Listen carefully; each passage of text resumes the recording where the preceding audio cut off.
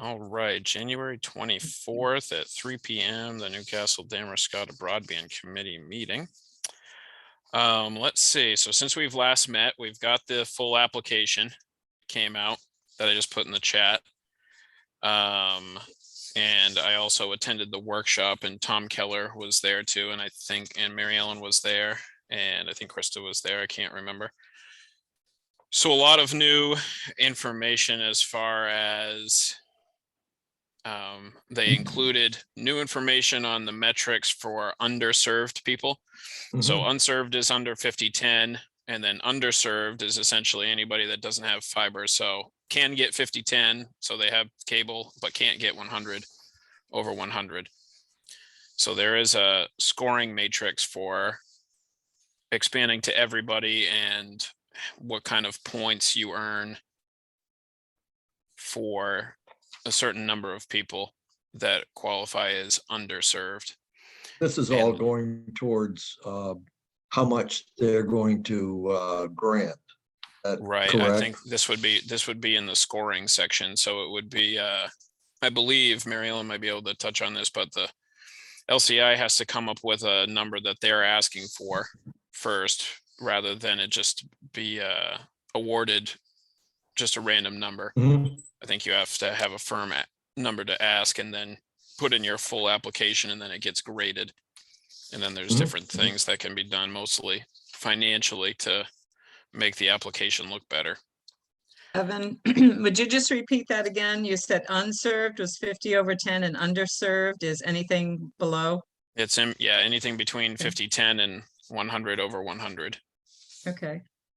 Is the state's now definition of underserved, which was kind of out there, but it wasn't directly in much paperwork. So it is on this application. Yeah, it keeps going up every year, it seems. That's the idea. It was like 25, what? 25.3, yep. So go. And now 5010. Yeah. So the Connect Maine, after we went to the workshop last week, they have a Excel file that I've been playing around with. I'm sure other people have, where you can plug and play numbers into the different sections. And I will try and send you guys an email of that. It's pretty lengthy as far as there's just tab after tab after tab. To most of it is not stuff that we would be looking at, but the parts where we can add our numbers and then see what we can come up with will be interesting. And I didn't email you guys that ahead of time because it just would have been too much to look at. Right. But I'll definitely send you guys a copy of that. And it's an Excel file. I don't know how well it works yet, so I'll have to try once we get some numbers. So the update on that's kind of where we're at with the applications out, and the workshop was helpful. There is one portion before I move on to the next part under, just trying to find what page we're on. It's regarding the municipal commitment, and you get scored different points depending on where the municipality is, where their evaluation is in the state. Trying to find the dang thing.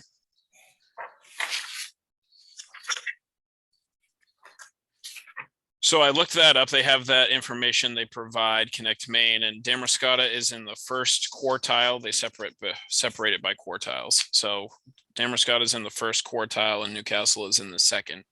But it's not clear as to if you're doing multiple municipalities, if you go by Damariscotta's or go by Newcastle's. And I don't know if you would know that, Mary Ellen. It said more favorable, but the more favorable to us would be to go with Newcastle's number, because we would get more points based on a smaller financial commitment. So I don't know if it's favorable to who.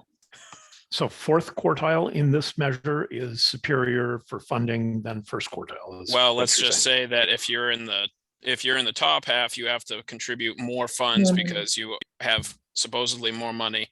So you need to contribute more funds to the project so that you get an equal amount of points. So on page 13 of that document I sent you, I'll read it here. For local governments in the top half of valuations, a weight of 1% will result for every 2% of the project costs covered by the community financial commitment. And then so forth, it goes on.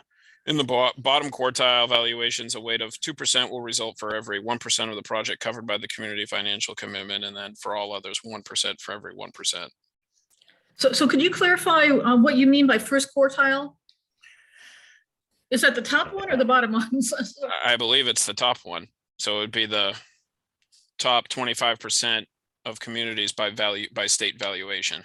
Oh, okay. Oh, this is like by property Right, taxes or something. right. Yep. Yeah, maybe But it's, think like minimum receiver for school. Right. You know, school support from the state or whatever, like Damariscotta is a minimum receiver for state funding. Yep.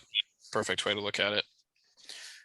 So there's not a big, yeah, so we have to figure that out. Maybe we can connect me about the, combining the two towns, because from what I read, the Damariscotta is only $70 million higher than Newcastle. Yeah. So, And where I don't know, we talked about that earlier this week, and on that Excel file that Connect Maine put out, it's on the very last sheet.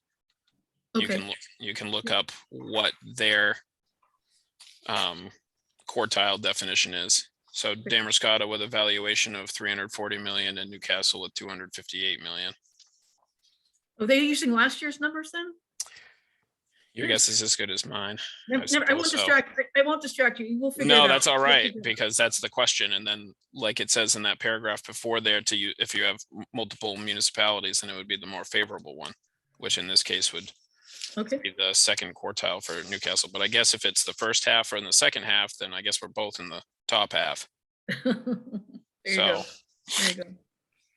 which would be a weight of 1% up to 40% for every 2% of the project covered by the community, which leads us into the next part. So with LCI, the update, they are myself, David and Matt attended a meeting there last week, and they're ready to discuss having a presentation with the broadband committees and the select boards, hopefully here in the next couple weeks.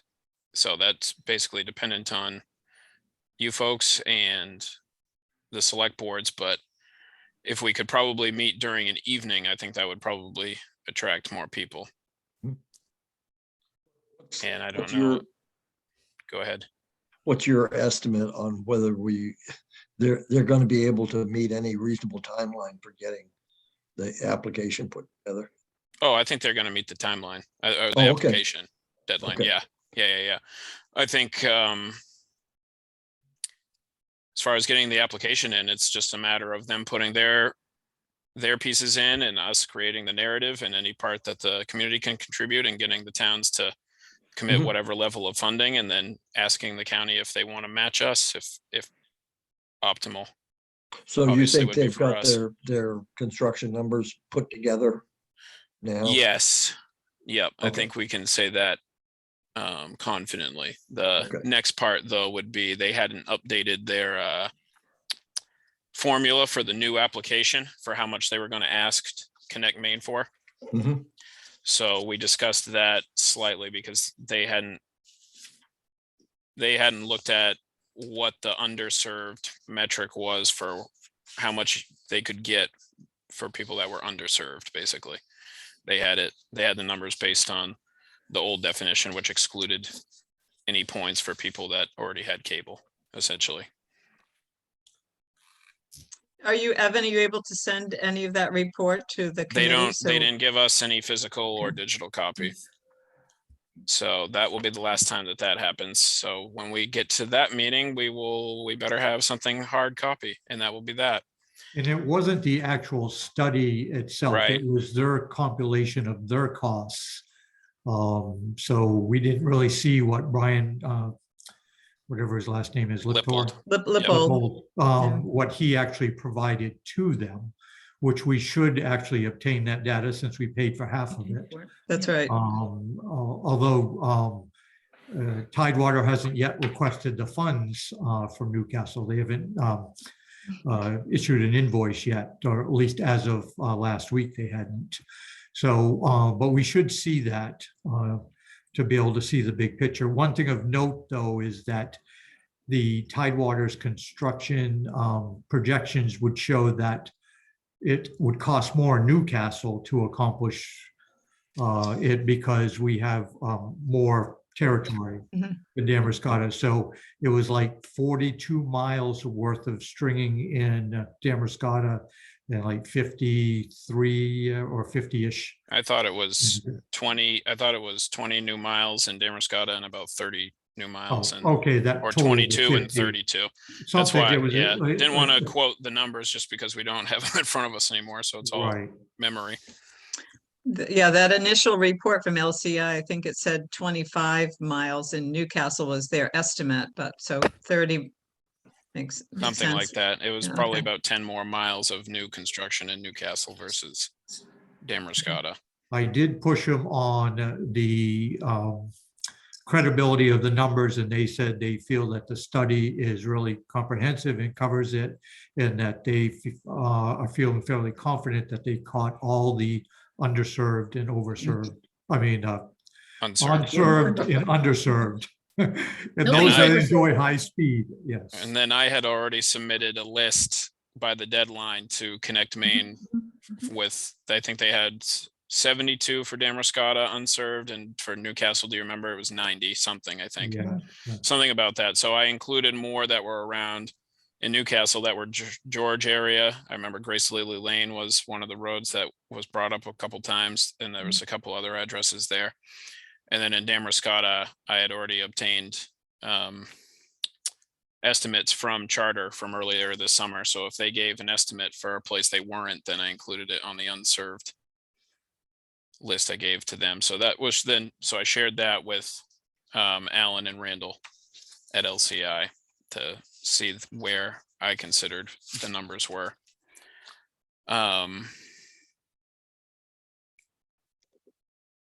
So is the goal of meeting with the select board to really get an endorsement of this project and then discussion and maybe landing on a municipal contribution? That would, yep. yeah. Okay. That would be- Tidewater is really curious of knowing what the towns will put on the table, and they sort of want a commitment before they apply for the grant. And I think that that's going to be tough to do, but we'll weave in the select board and get their feelings on numbers and see where we go. I know it's a tight time frame and there's a lot, not exactly moving parts, but this is an expensive project. And so I'd be curious really about how this conversation goes at the town level here, because you do need some kind of number here to help you be competitive. Again, we don't want to get into the weeds too much, or overthink things, right, Evan? We don't want to start with, and then. We really- can't even have a car wash until it's above freezing. So how else are we gonna raise money?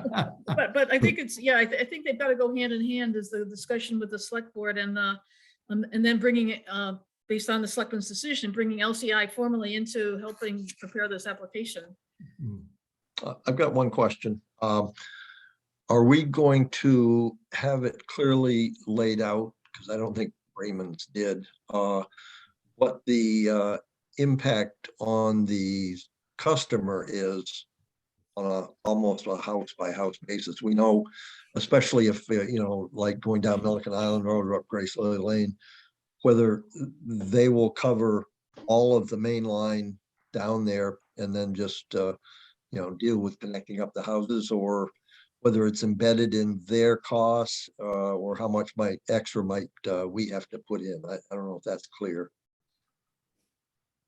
Yeah, I think we're gonna, once we get their full presentation, I'm hoping we can do that on the week of February the 7th. Okay. So if I understood their ahead. explanation, they were giving us costs directly to the house. Is that correct?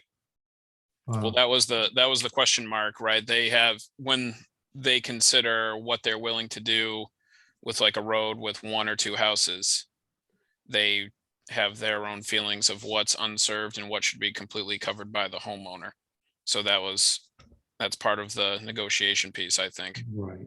It was interesting of how many times they said, but that's under, could be negotiations.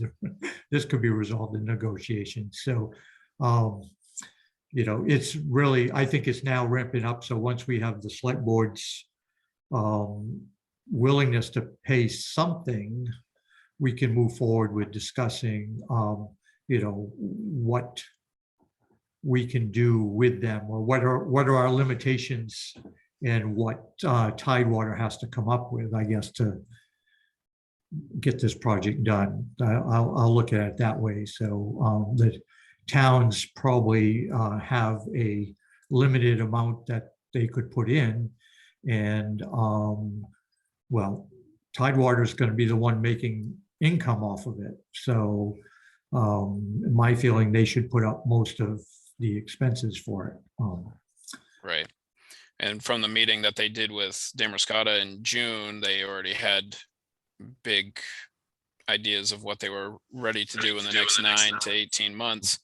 So it was just a matter of basically getting down Egypt Road, Lesnar Road, and a bit of back meadow over to Main Street. And those were kind of the areas that were going to be left on the table. So some of the initial negotiation areas that they were talking about is maybe having a commitment from the towns that could be spread out over 2 or 3 years, so that you don't have to come up with one huge sum immediately, which may eliminate the need for bonding or some other type of fundraising, if you will.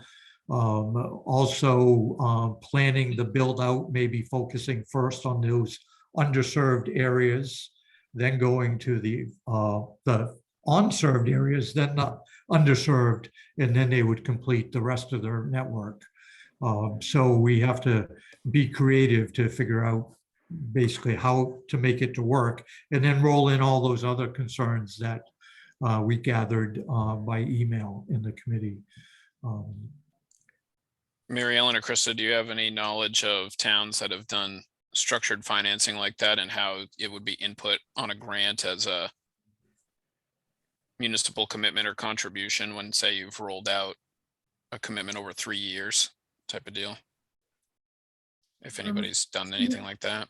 I don't. I've been trying to catch up with Jefferson, because I think they were going to put out a bond, but and Southport is putting out a bond as well for their utility, but I'm not sure about the timing, how many years. Really depends on the size of the project, right? Yeah.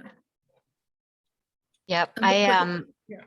I know that the municipal bonding piece is becoming more and more a part of broadband committee's needs and work at the towns, but there's very little like really good information and training out there. So it's something Island Institute's looking to do a training soon, or with Maine Broadband Coalition around municipal bonding. But I know Southport, they did their approval for their bond a year ago at town meeting back in March, and they're going for Connect Maine funding in this round as well. So it definitely feels like if it's an essential part of the process, it's a complex enough process that you'd want to have more. Yeah, if you were dealing with bonding, you'd want to have dealt with more of that before this application. So that's the big, well, potentially that's just the big question mark. But I think we could probably you could connect with the administrative person at the town office in Southport, who's really been tracking the whole process. They're going through it for the first time. They've never taken on any debt as a town. And so specifically related to broadband, they found out a lot of information about the way that the warrant has to be worded and everything.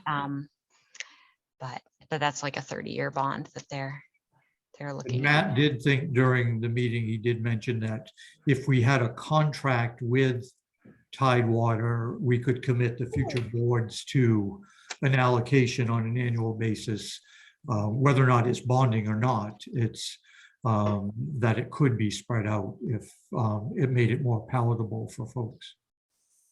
And I'm not sure, maybe this is a question for Connect Me. I'm not sure how that could present itself as part of a competitive application, because they want to see that the money Right, they is- want it on the table Yeah, rather yeah, than yeah. installments.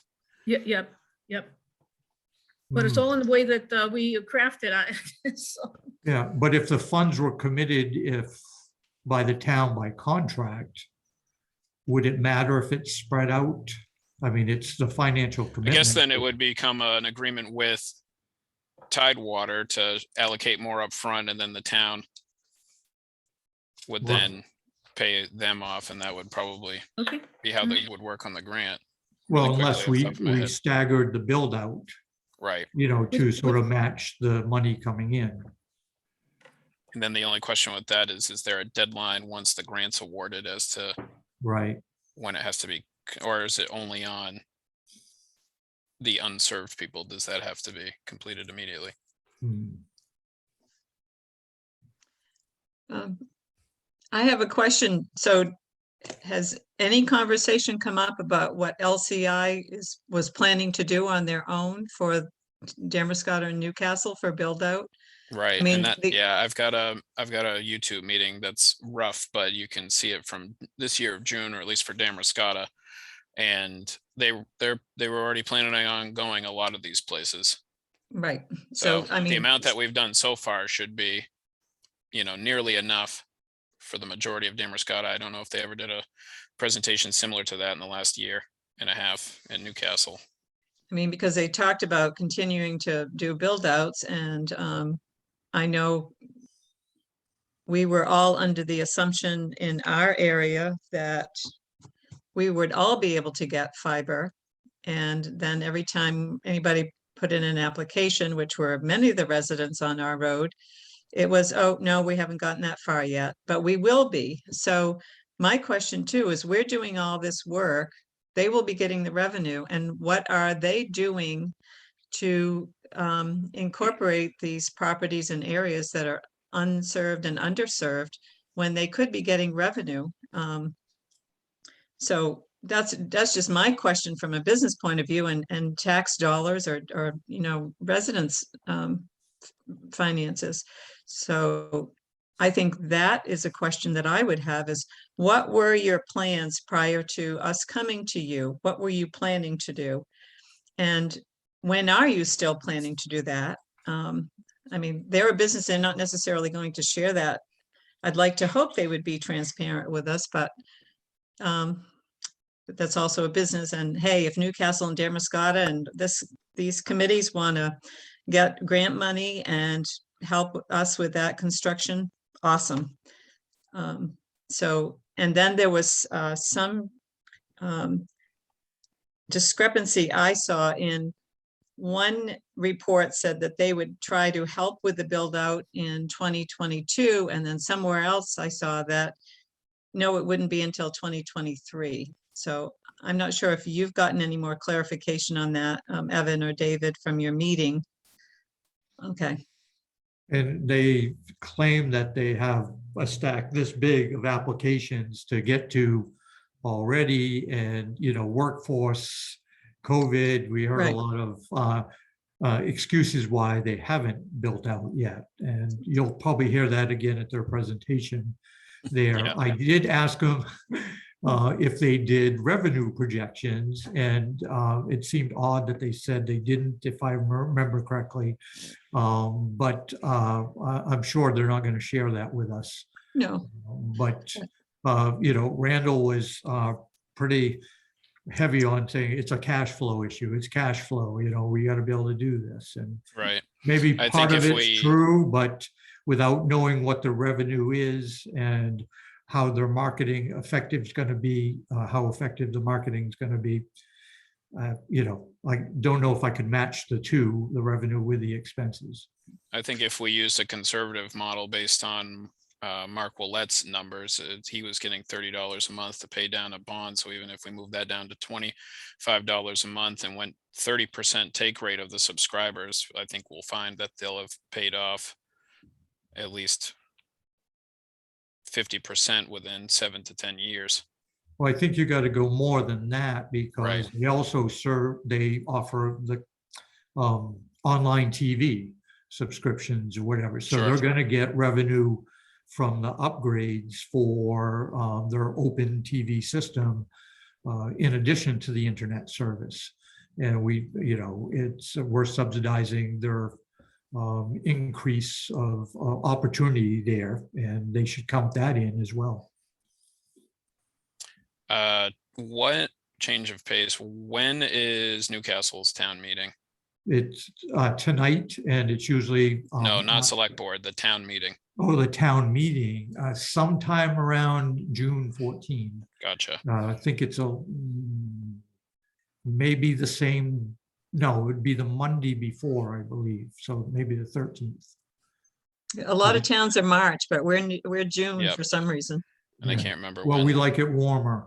Oh, okay. The bleachers aren't as hard, when things warm up, right? And there are more people around in June, right? True, yes. Okay. So I guess when we figure out what the appropriate ask is after this meeting for the town's commitment, it really comes down to, do we try and get that money from ARPA funds or hold some type of special town meeting? And that ends up being a question for you all. And that's a good question that we should probably ask after, Tidewaters presentation to the select boards and the committees. Right. And see where everybody's Right. at. David, Yeah.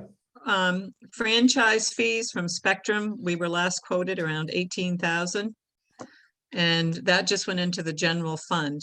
And John Duke didn't have a lot to say about it. And we were talking about trying to get that franchise money allocated for the broadband project. Do you know if there's any discussion or how we can try to encourage that? Well, I'm in the process of trying to negotiate a new franchise agreement because the prior one has expired in September. But we're having trouble with communications with Spectrum. Oh, And go figure, because for some You don't reason, say. the last contract only had a franchise fee of 3%. And we can get that up to 5%.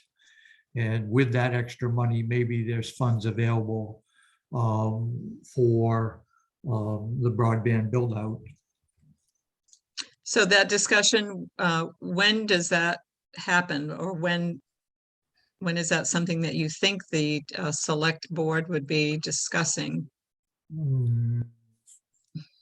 I can't hazard a guess because two of us on the cable committee is pushing the town attorney and others to act, and it's slow going. So Anyway, the citizens or residents of Newcastle can, the put- more they call the town office and say, we're concerned about the cable contract, the better, or talk with every selectman saying, can you pay attention to this? okay, all right. That always helps. So can you pass along some wording to help us with that conversation? Sure. Okay, Or you go, well, I guess you can't sign on. We're virtual tonight, all virtual for the selectmen's meeting, and there's not an opportunity for comment, but I can certainly send out something that you all could say, or just Okay. send an email to the Right. select board. okay. I mean, even if it's not for this particular meeting tonight, although that wouldn't hurt. Just handy because- for our town budget, Right. I mean, I don't think frankly, personally, I'm not speaking for the whole board because I can't, but my view is that the franchise fees shouldn't all just go to the general fund. It should be, No. LCTV should be a good beneficiary of those funds because it helps distribute the Mhm. government information Right. and filming there. So that's part of it. Well, last year they weren't, the committee wasn't formed officially until November. And it was thought it was, the budgeting had already been taken care of, but we certainly have enough information now that we should be able to request that as residents, and I can, And the budget process is starting now. Right. So okay, this is the time to get requests into the finance committee, and we'll take it from there. okay, so just send it. I know the select board's emails are all on the website. Right. Okay, yeah, if you could just help with some wording on how to present that, then Mhm. we can pass it around to other Newcastle residents and try to see if that will help just influence some of that. Right. And that's the thing, we're going to have to agree on some contribution to the build out. Then the second part of that afterwards is to find out where we're going to get the money. You know, whether it's additional grant requests or tax dollars or a combination of those or allocations like from the franchise fee. That's the policy thing that's ahead of us. And I think we need to also find the ceiling for Well, I what, think that's the most important thing. We got Right. to find, you know, what's the top that the towns can do, not that they want to hit that top. But, you know, and if we do, what are we going to get in exchange for that? I mean, does that mean that there'll be an affordability fund where Tidewater can subsidize internet for families that are like at 150 times the federal poverty line or not, you know, something like that. So you're buying a benefit with that. Or a hotspot at the town office or somewhere else. I mean, those type of things that you're getting value for it. That's in exchange for the cash to build it out. Well, and you know, one of the things too is, I mean, 66% of our tax bill goes to our schools, at least for Newcastle. I don't know what the percentage is for Damariscotta, which is very high. And, you know, we've been in areas where senior citizens get frustrated with having to foot the tax bill for school because they've already done that when their children were younger. I can speak for myself, and I think for Phil, that we would still advocate for that tax money going to the schools. But now we have the broadband issue, which from our surveys, people did not want tax money to be spent on that. But that's really not, to me, not necessarily fair to say that we don't want our tax money to go to this. So I think it would have to be, the presentation would have to be something that really appealed to the residents. But that school budget, that goes through slick as can be. I've never seen any controversy around it at all. So I think it would be quite a miracle if we could do it without tax dollars. I just don't think that's, you know, we really have to put public funds on there, despite that not everybody would necessarily approve of that. Right. To that point, I mean, I really feel like the priority is the community engagement piece here, like to ramp that up pretty fast and pretty significantly. And also in just thinking through the timing, if Tidewater's coming to present to the select board, you know, you're not ready to jump in and say, yeah, we're thinking of contributing this much town funding, or we're going to ask the citizens for this much money. I'd say you want to be careful not to let on your, you know, eagerness to contribute any amount of money until you've been able to work through those negotiation items with Tidewater. You know, in Bremen's case, we didn't get through, you know, a ton of them, but we spent a lot of back and forth on the items that did feel kind of non-negotiable for us. And that was all prior to even beginning to apply for Connect Main, because it was that we had to have, you know, the select board had to kind of agree to partner with Tidewater before even starting to do that application together, which was a much simpler application. So it seems like first order of business is, you know, do you have your really condensed, kind of clear top negotiation items ready to present to Tidewater?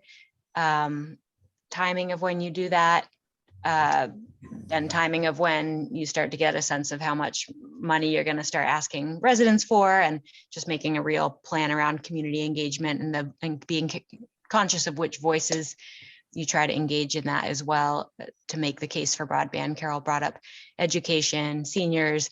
I mean, there's telemedicine, there's a lot of people that could be spokespersons for broadband in your communities, but now's the time to engage them And pretty significant. nothing, to say nothing of streaming video. Great. No, to David's point Nobody on, wants to do that. Yeah.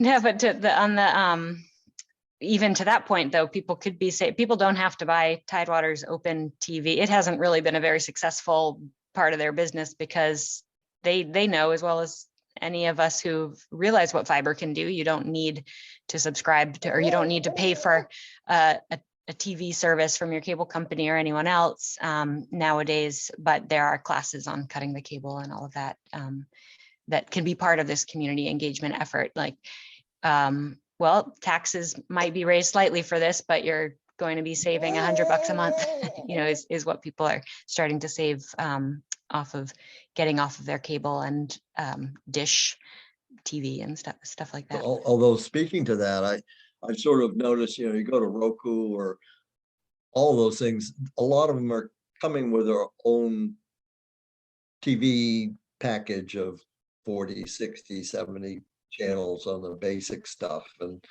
you know, it's, you know, the option of just going very small and putting up an antenna certainly is an option for a lot of people. Some people don't have good reception, but that's certainly the logical way to. Krista, the way you prioritized and just spoke that so smoothly was very helpful to me. Is there any way that you would you be willing to put that in a document for the committee? I found it helpful just to sort of, you had sort of a timeline of what you thought the priorities were. Sure, I can maybe put heads together with, I might check in with Evan on that because I think we had discussed, yeah, just kind of, yeah, I think it's very helpful to have a really clear sense of next steps and then start delegating, you know, ready to have every member of this committee be utilized fully, including the, you know, 10 or so who aren't on the call. Well, just so that we know what's expected and yeah, what the obligation is and our commitment. Yep. Yeah, I can send an outline. Again, I might send it over to Evan to send on to the rest of the committee just to make sure that it's in line with what he and David came away from their meeting at LCI thinking on. Do we have a recap of what other communities, what the split is between Connect Maine and whoever the provider is in the town? Because I know Bremen almost had no cost. Seems to me it was just 18,000 of in-kind costs.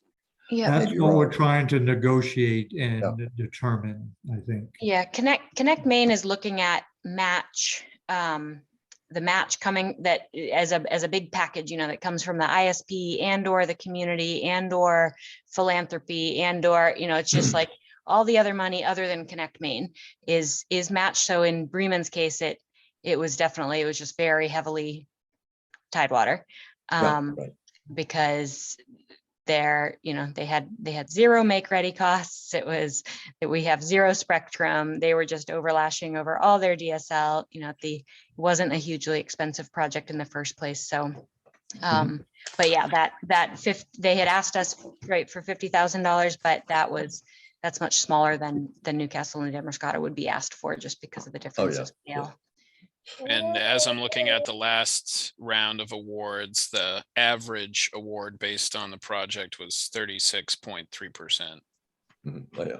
Roughly, but some were as low as like 17%, and we're probably looking at the 36 and below % for Connect Maine. Right. And I think you'll see in Tidewater's presentation, they are estimating some level of the grant from Connect Maine. I can't remember what the numbers were, but they had a good spreadsheet with that in it. So that really brings us to when to schedule this presentation and whether we should just do it at a normal meeting time or we should make it in an evening so more people can be available, or the select boards can just watch the YouTube feed. Yeah, well, you could do that. I think other people too will tend to look at it, you know, and probably in the 5:30 to 6 o'clock range, which is where, you know, a lot of the selectmen's meetings are happening. Sometimes they're 7. You know, it would be good because a lot of people watch that now that, you know, we've had remote meetings and stuff. People are used to that, and a lot of them. Should we To think the- about, go ahead, David. Well, I was just going to say, to the extent possible, it'd be great to have the select boards live and not watching the read because they can ask questions. Right. That will help in the decision making. And if they're just watching it like a Yeah. TV show, they're not gonna Right. be as reactive, I guess. That's what I was hoping would be the situation our last meeting, but here we are now, 2 months Right. later. Mm. So I'm looking at the 7th in the afternoon or the 8th in the evening of February. Monday is the 7th, and then Tuesday evening might be possible because neither select boards are meeting on Mondays, or neither of them are meeting on Tuesdays, rather. Right. And is that week, is that either one of the boards going to meet at their regular time? I'm 'Cause not it probably- positive. It should be an off week. So let's see, the 7th, that would be the first Monday of the week of the month, right? I think. So we would meet the Yes. following week. So that would work for Newcastle, I would think, if we went on the Tuesday, the 8th. Then I'm just trying to figure out if Damariscotta is first and third or second and 4.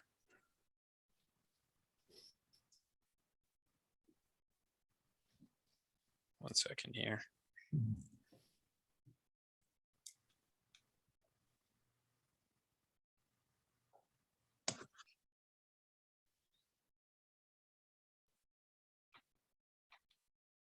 All They right, met- they're yeah. first and third, so then they won't, that'll be an off week for them as well. They won't be on the 9th.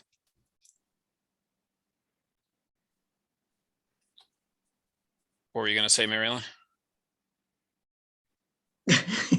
Just looking at my calendar, so first and third, yep, sorry. Okay, good. So yeah, if we wanted to do the evening, I think the 9th would probably be a good starting point, or yeah, the 8th, sorry, 8th. The 8th. Tuesday, the 8th. Tuesday, the 8th. 5:30 or 6, any preference to anybody? I would suggest the later is 6. probably better because the select board meetings are usually at 7. Now we just have to make sure that LCI can make that. Hmm. You know what, if you guys are cool with it, I'll just call Alan right now and see if I can get him on the phone.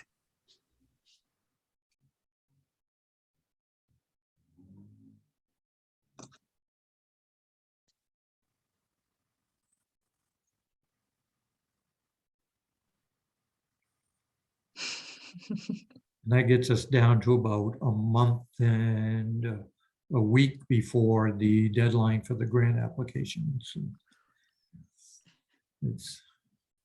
Will be tough, tight for sure. The last one was tight enough. Yeah, That was for small money. That was for small money, Carol. I know, I know. That was a lot of work for whatever it was. hey, it got us to this It got us point, this right? far, that's right. Yep, yep. All right, we're booked February the 8th at 6 Perfect. p.m. at Damariscotta Town Hall. And then we'll do it the same thing. Anybody that wants to come in person, then we'll also have it on Zoom for all the snowbirds we have available. I definitely agree with David that the input and from Right. this select board and them actually being there, so that they're not considered, secondary, because we need Right. them at this point to be participating. Right. And we don't want anything lost in the translation Mm-mm. either, so they'll hear it directly. Will There. this be the first time you've had the joint select boards here on broadband? Yes. Yep.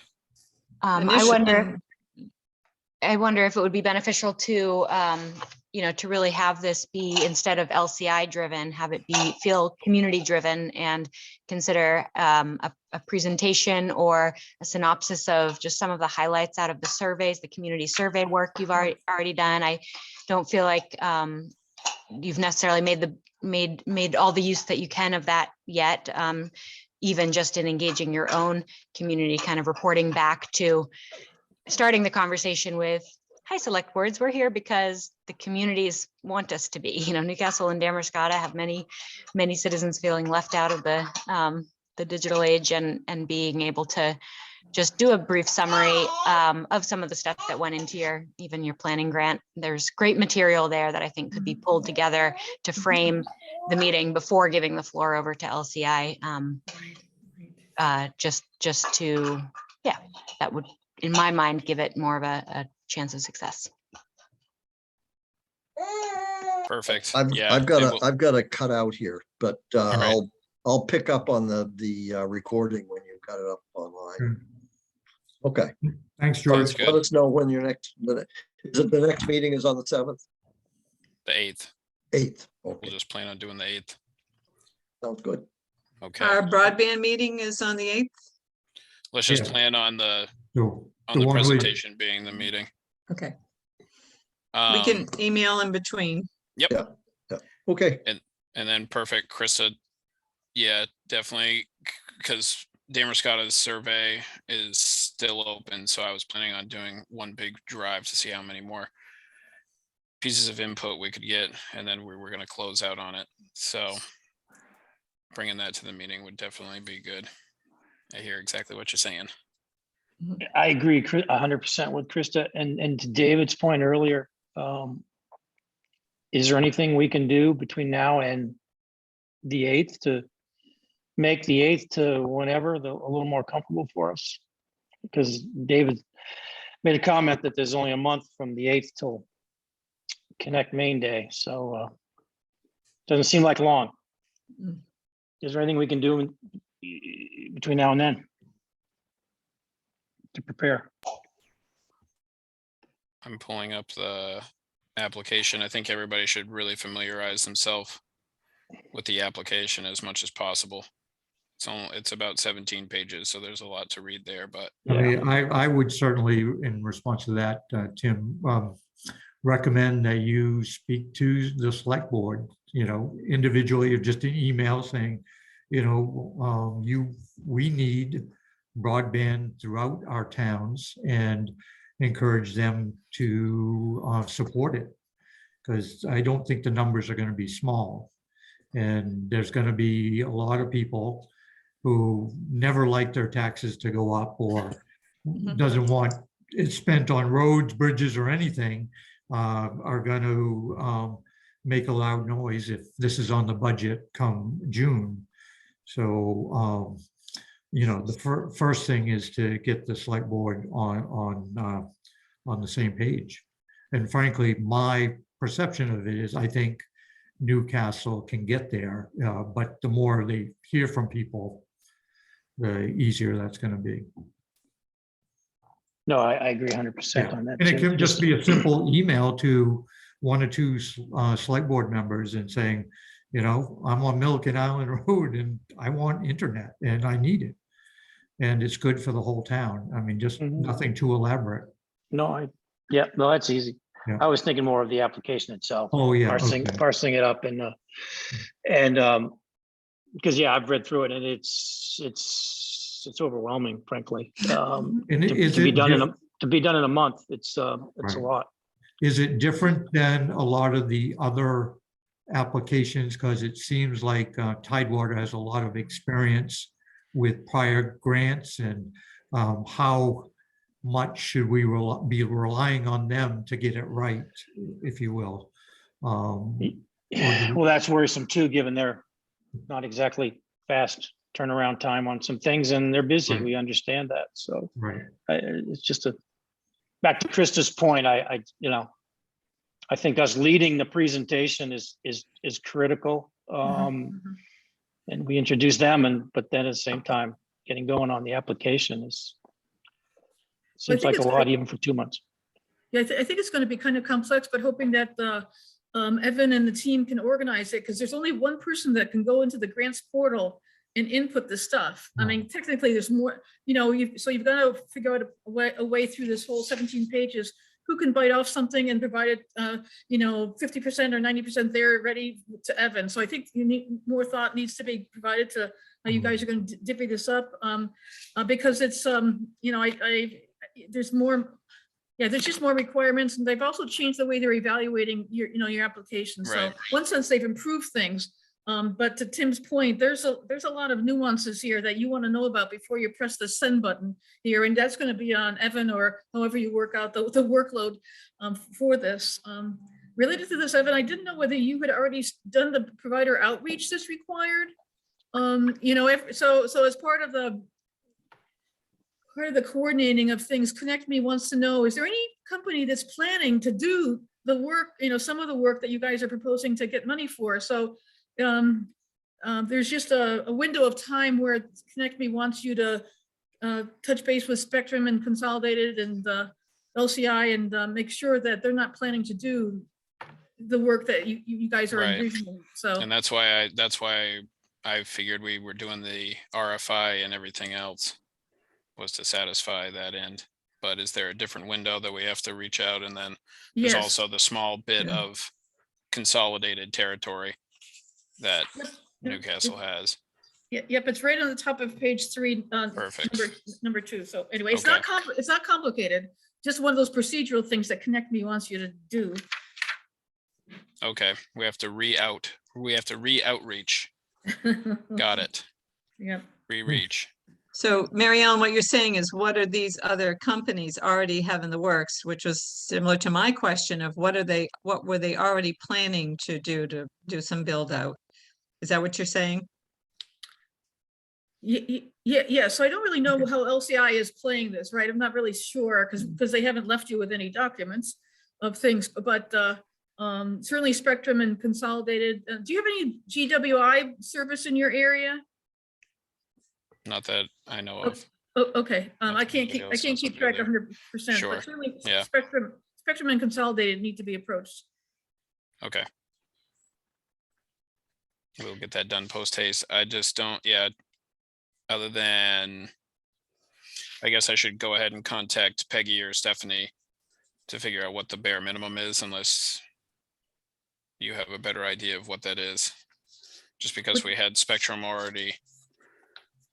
But As far as we've Spectrum already did made our- Believe it, though, that they didn't want to do an RFI, Right. but they're willing to talk to the town, so. And that's That what I'm does saying is that we leave have it to up in the air. reach out within this window that's in the application. So if they've already withdrawn, what else do we need from them? I Well, guess. I know it looks like a pain in the neck, but Yeah. it's required. A year ago or 2 years ago, they required that we have a certified letter. Now they're just asking you that you send an email copying Connect Me, and that Okay, within so many days, the companies are supposed to respond. Well, whatever application I was working on a couple years ago, Spectrum never responded. So like, it's just Yep. it's just a low level procedural Yep. requirement. Mary Ellen, is there any information in the initial grant that we did that would be helpful background information for anybody on the committee now that was not involved in that? Or is that just, it's all new stuff and we don't need any reference to the application that we did last November? I think to Krista's point earlier is that what you've accomplished because of that grant, I think it needs to be noted as you're putting together your notes for the meeting with the select boards. So you guys worked hard on that application, and here's what it generated: the survey, these meetings, Okay. the field work that you did, all the other thoughtful work that you've done. So not so much the grant, but in fact, you guys did receive that, worked for and received that grant, and that prompted the work that you've done. So And yeah. going from a single committee to a joint committee. Well, there's that. Probably There's that that as too, well. yeah. That's yeah. All right. In addition to contacting selectmen from the two towns and expressing a need for support of broadband, is there some benefit, do you think, to going to the public through some sort of organized advertising in local media to try to raise awareness? I mean, if members of this committee are calling into the broadband committee, the selectmen, and expressing interest, that's one thing. But if random Joes, down the road get tweaked into this and begin to understand the importance of it, and they start making calls, we're leveraging, that's leverage. So is there a way, what would that cost? How would we pay for that? And what sort of outlets would be the way to do this? I mean, word of mouth is obvious, but The cheapest what can we do are that's letters to the cost effective? editors. Letters to the editors is cheap. We could submit a press release inviting people to, talk to the select boards. Other than that, paying, the local news channels or something to do something is totally cost prohibitive. I have to hop off real quick, so I just wanted to drop that Carol had requested that I send some of those just next step outline. I will include some specifics on community engagement. I think just creating a letter to the editor schedule where there's 16 people on this, the invites for these meetings. So there's fewer than 16 weeks between now and the application. But if there's someone every week putting in, telling their story around Newcastle-Damariscotta broadband. But anyway, I've got kind of a list of the different community engagement tools, to Stephen's point, that that could go along with just my suggestions for next steps. But I have to hop to another meeting. Thank you. Thanks. Bye. Yeah, I think if you can, I'm always a big fan of the Chamber of Commerce over your way because they do a phenomenal job of getting the messages out about a lot of things fairly frequently. So again, not exactly fully to say that the selectmen should vote this way or it could be open, but the points that you just brought up, Carol, referred to what you've accomplished briefly, what you've accomplished over the last year, why broadband is important, blah, blah, blah. So that these messages get out there and people going, oh yeah, that's right, they did start this process. That's right, I did do the survey. And so where are they now? And so without making it 3.5 pages, which I can do really well, but really just concise here. So I think Chamber of Commerce, anyone else that has a newsletter or any, Facebook posts as well. Well, and that might also start to re-engage some of the businesses. We did that initially for our first grant. I talked to a lot of the businesses, and then I talked to some more about getting those gift cards for our survey. So a lot of them are in favor of it. Many of them, of course, already had fiber optic, but they still were supportive. The most supportive were those that did not have fiber and they were trying to work from home. So I think that's another area maybe that we can target some of the businesses in Damariscotta and Newcastle to help get on board and support and maybe even financially.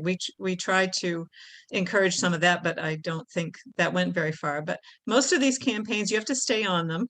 And they have to keep seeing it. They need to keep seeing it in the paper and things like that. So I know for our neighborhood, I was just doing an update, but then I stopped because I was like, well, they can read it in the paper, but I'm sure there's a lot of them still thinking, what happened when I signed that petition? What happened when they started that committee? Where are they?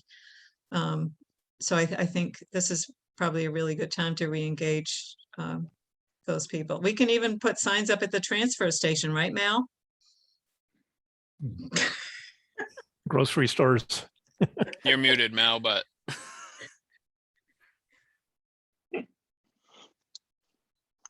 Can't hear you, Mal. we didn't hear you, Mal. And a good thing it was, you didn't. The dump in any small town is a social center of civic life on Saturday. Yes. Yep. So the meeting on the 8th, Evan, this is to the selectmen and the joint committees. Yep. Is this will this be public? Is this something we should be advertising? Folks could call into, or I don't know if it has to be advertised as public, and that's David. You got any input? Yes, it does. If more than 2 of the select board members are getting together, it has to be it is a public meeting by statute, and it has to be advertised as such. by the towns, like Yeah. on the town website and such, Yes. via regular channels? Is there any objection if it was advertised outside those channels? I don't think so. I mean, that just helps spread the word. It makes it even more public. Matt, Dave? or go ahead, Carol. Is our Newcastle email list, I've gotten an occasional one lately, but that's a really good way to spread. If that email list is active right now with announcements.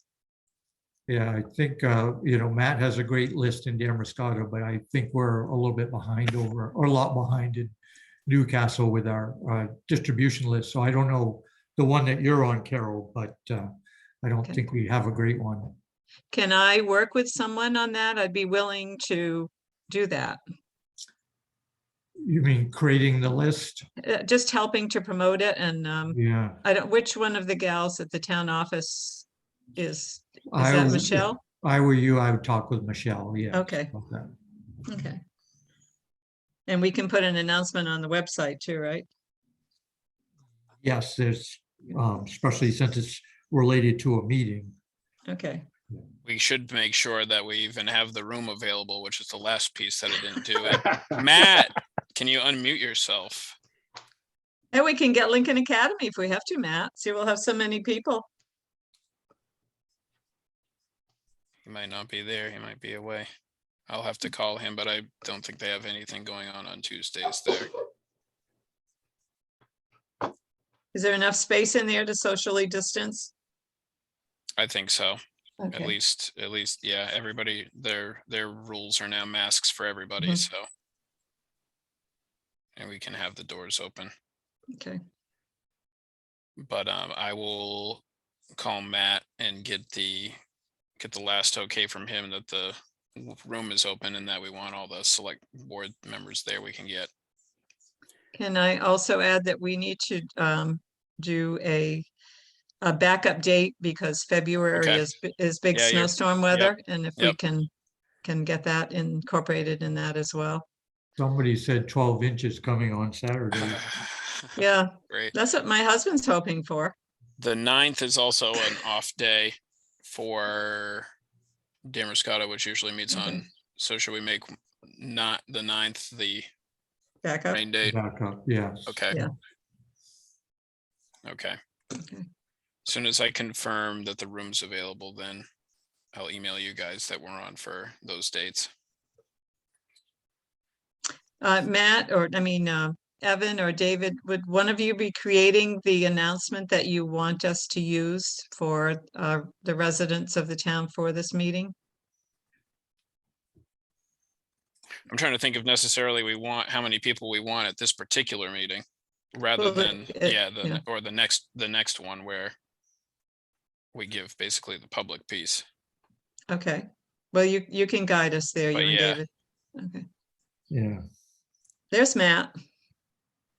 I'm just pretty quiet because I'm catching just the tail end of this. I'll catch the recording later.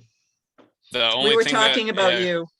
Yeah, we have organized for a joint meeting with everybody involved and wanted to make sure that the Damariscotta meeting room was open on the 8th of February, which is a Tuesday. Oh, Tuesday, I'll have to ask. Okay.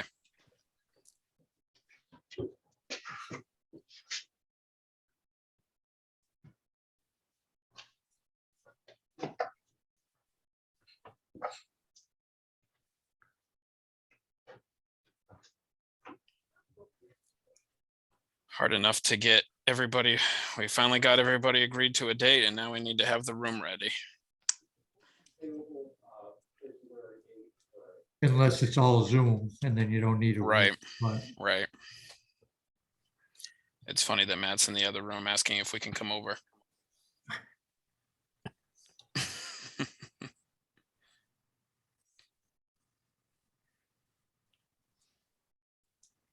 In a small town, you know who's boss in the town office.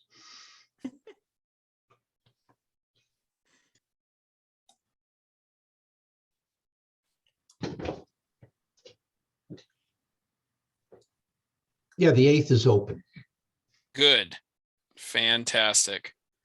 So the plan for the 8th is to have Newcastle Select Board, Damariscotta Select Board, as many that can attend, plus the joint committee to hear presentation from LCI, and then also the results that we've gotten from the community engagement work, first and foremost. And a snow date of the 9th. Right. Don't. Okay. All right, well, if that sounds good, then we're on for the 8th. All right, let's keep it moving and hopefully we get there in time. All right. We'll see you guys all on the internet until then. Okay, have a All great right. afternoon.